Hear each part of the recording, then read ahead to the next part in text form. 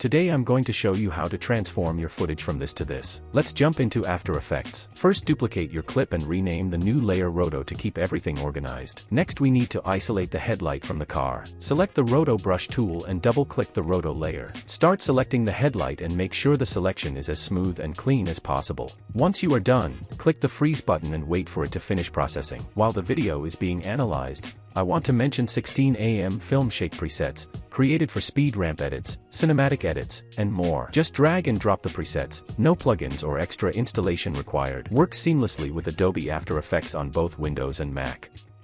After the freezing is complete, close the rotoscoping window. On the Roto layer, apply a glow effect. We have two options. One is the paid Deep Glow plugin, and the other is the built-in glow effect in After Effects. I will use Deep Glow because it gives more easy control and better result, but if you don't have it, you can use the built-in glow effect, which works fine as well. Once the glow is applied, the headlight will appear brighter like this. Now we can animate it to create a flashing headlight effect. At the beginning of the layer, set glow exposure to 0. Click the stopwatch to add a keyframe. Move a few frames forward and increase the exposure slightly until the headlight becomes brighter. Press U on your keyboard to reveal the keyframes. Move forward again and set the exposure back to 0.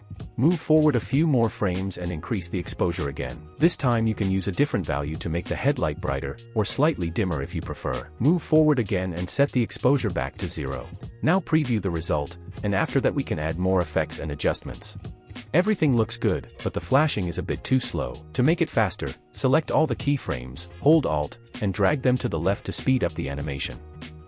That looks much better now. Next, I will increase the glow radius slightly to make the glow more spread out and softer around the headlight. Once everything looks good, you can copy those keyframes and paste them later on the timeline to create more flashing.